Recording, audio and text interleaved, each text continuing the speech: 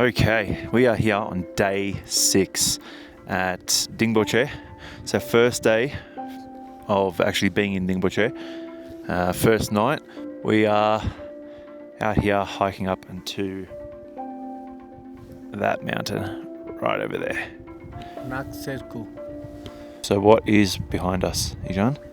Oh, it's Nepali stupa. So everywhere you go in Nepal, if you find a stupa, they all follow the same architectural law.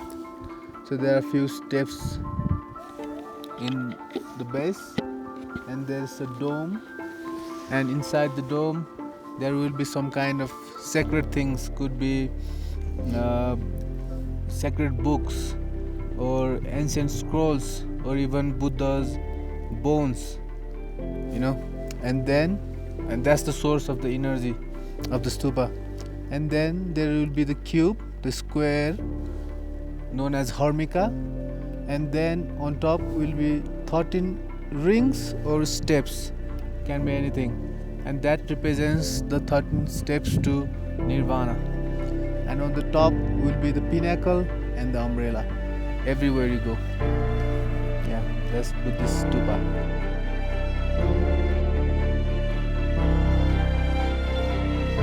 Essentially, it was an easy hike. We got in before the weather turned bad, and we started to make that descent before it became worse. And there was people going up at the same time, so it was funny because we were going down, they were coming up, and the weather was getting bad and the clouds were coming in. So super easy hike.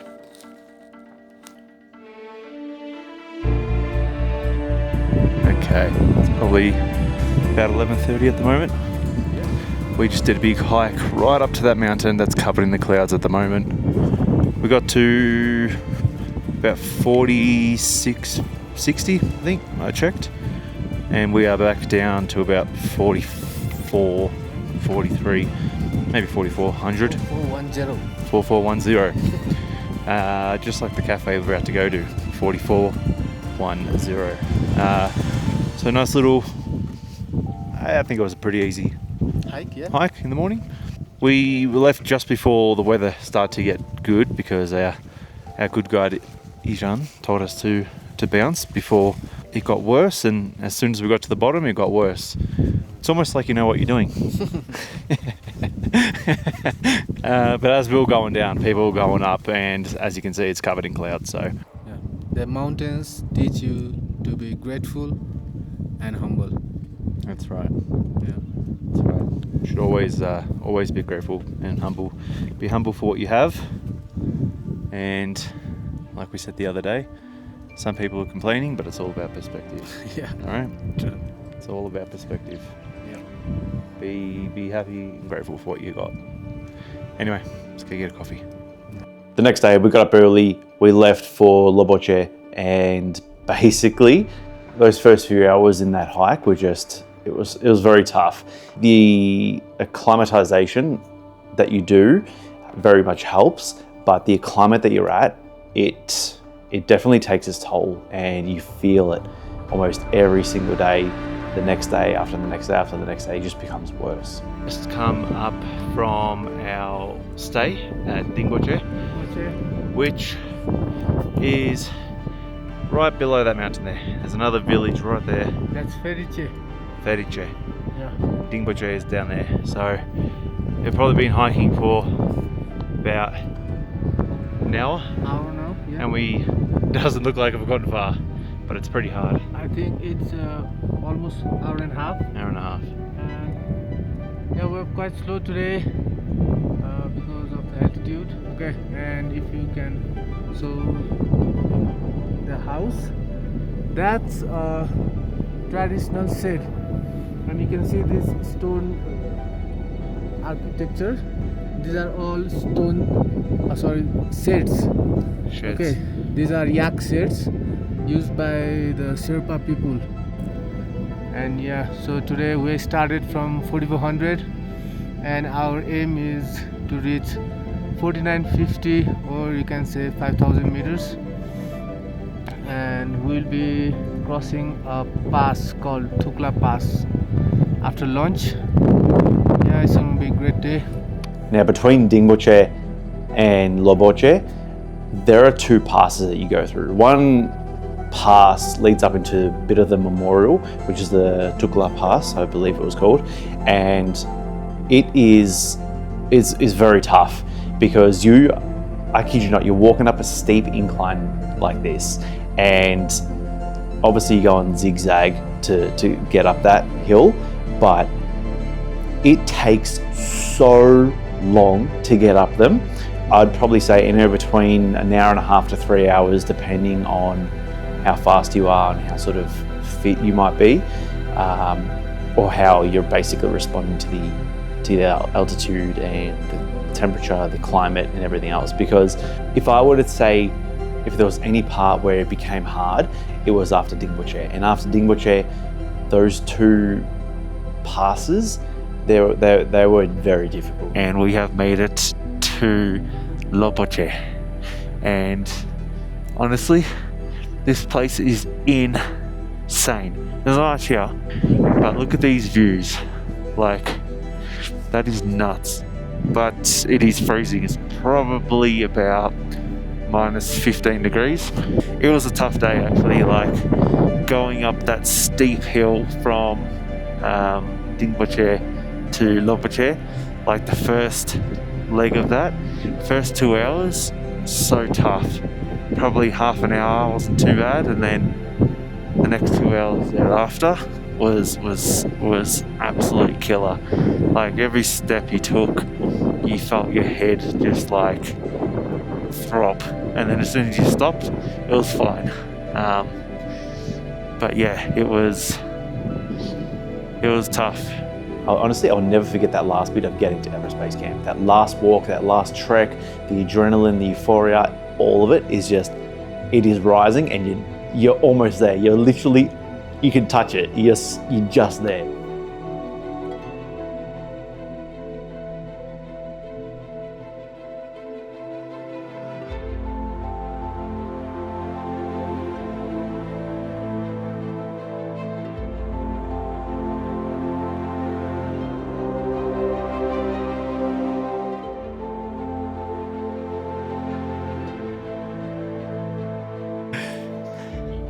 We made it to Gorak, Shep. It's such a liberating feeling. Because all we know is that we're going to have some lunch and we're going to EBC. We are almost at Everest Base Camp! What the hell? We've been walking for the last hour, maybe hour and a bit, and we are, oh my god, we're almost at base camp. It's right there. Look at this place. Holy shit. This is insane. Oh my god.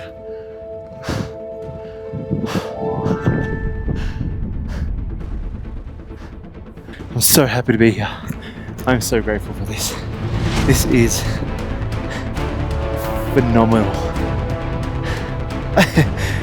This is insane. Oh my god.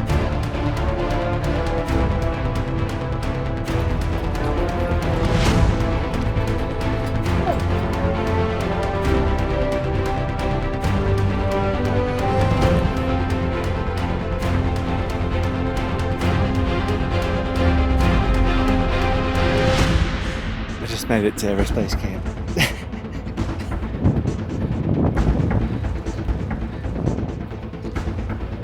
What the fuck?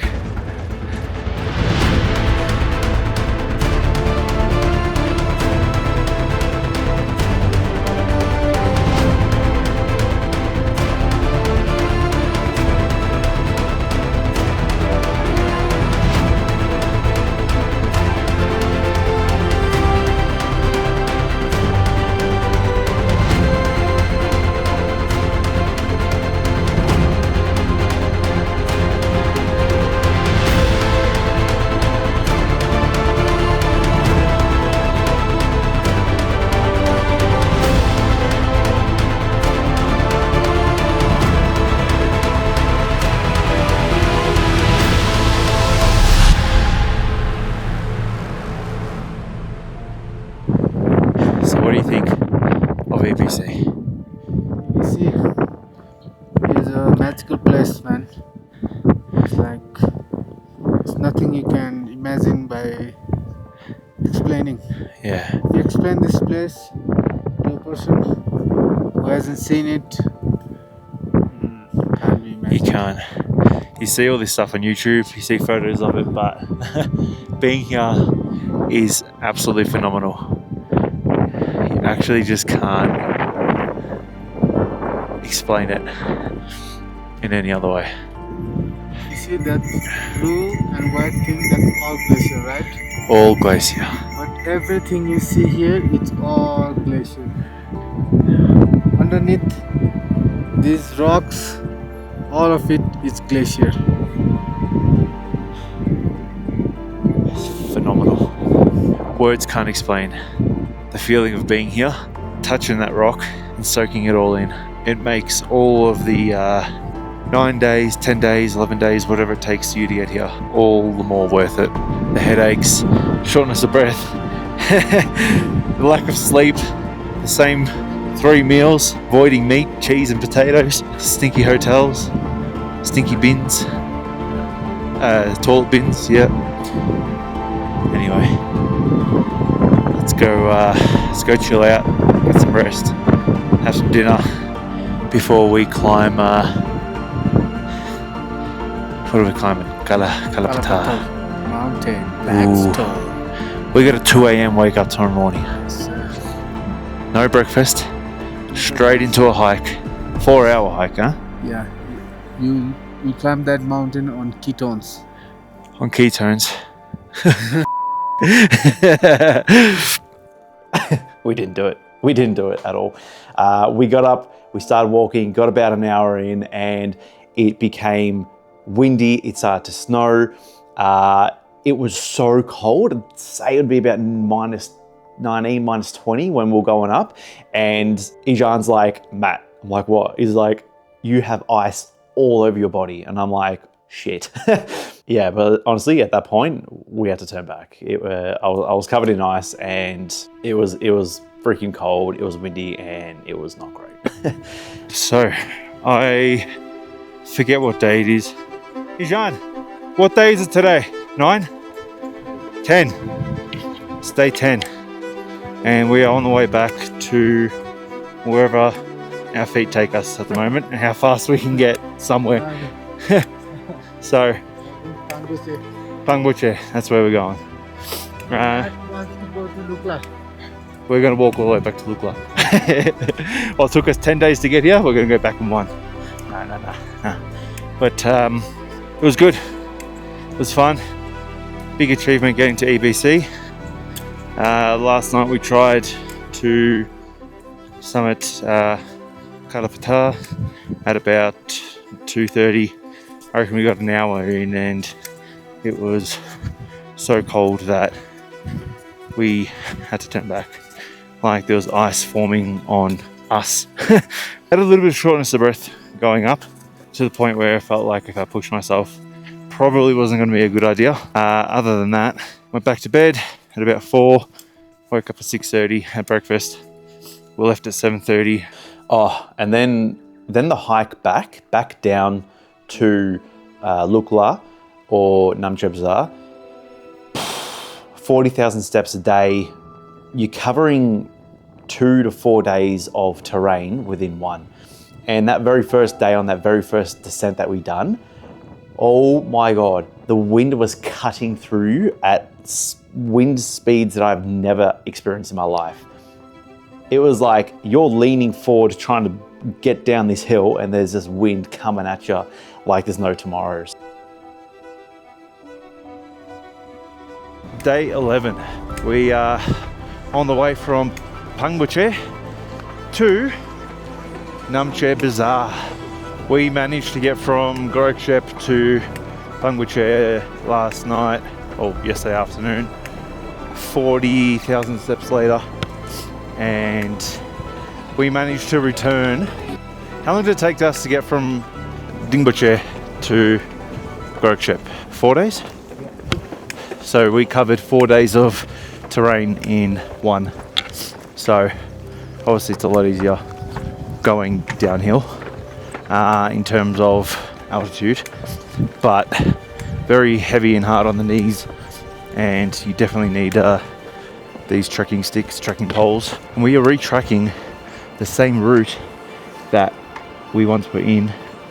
We are at Milenge, We're in Milenge, which where we spent when the we were night. here last was Snowy covered in Milenge. snow. So it's pretty cool to see it in a different light, I'd say. Matt couldn't believe he could cover those 4 days in 1 day, but he did it. We done it. Yeah, and We he done is proud of himself, and he now believes more in himself. Right, That's Matt? it. Of course. The mountains, they teach you wonderful things. He trusts his legs more than. I trust my guide. Yeah, so today we're heading back to Namche, and now since we're back in the tree line, we expect to see more birds, animals. Yep. Yeah, and it's going to be a beautiful trek. Yep. It's mostly downhill, but we have one short and one big uphill. Yep. But you know, A little bit up, a little bit down, little bit straight, a little bit and straight. we reach our destination. That's it. And our motivation for today is Hot shower. hot beer, shower, beer and at massage. highest pub. Oh yeah, and massage. Yeah. The beer at the highest Irish pub in the world, which is about what, 3,900 meters, Yeah. I think. It'll be good. Peace. I genuinely feel like that was the hardest part of the trek. Mainly because I've got like a cough, dry, scratchy cough. But we're back in Lukla. Woo! Yeah! And that was it. After we got back to Lukla, we relaxed, we unpacked, and finally felt like I could take a deep breath, because what I just experienced in the last 2 weeks was just phenomenal. It was an experience and a half, it really was.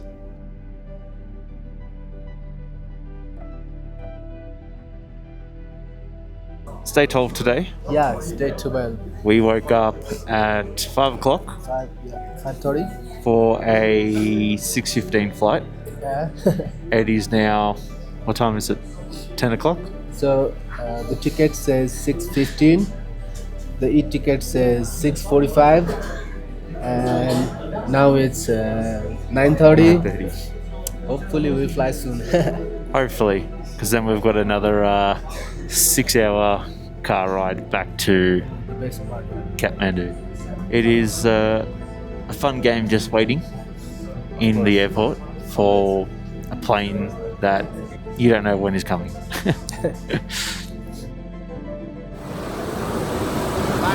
Finally, guys. What time is it? 10:30?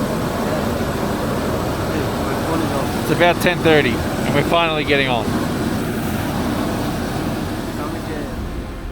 I'm no athlete, I'm no hiker, I've never done a multi-day hike before in my life, and somehow I ended up at the base of Everest Base Camp.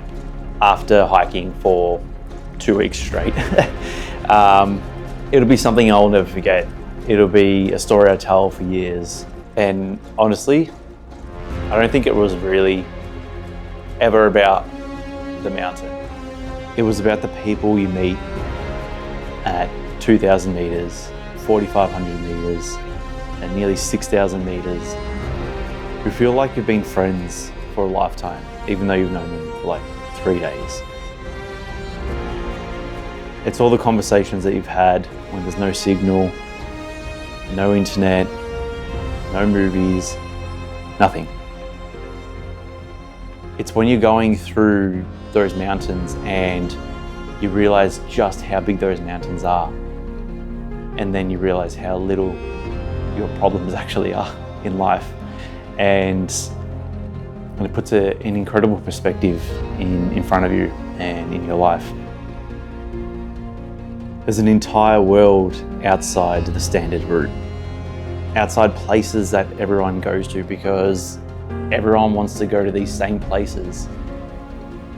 do something different, go somewhere different, do something that excites you, do something that scares you.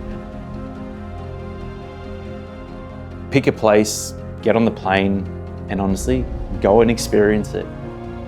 There's always going to be a fun story to tell from going to a place that you never really expected.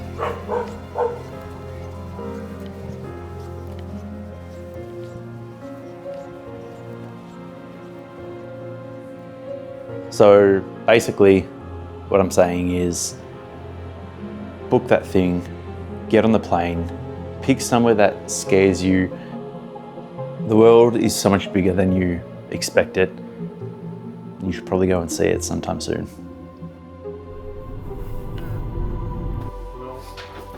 Oi, oi. Hey, Happy birthday, Matthew! Thank you.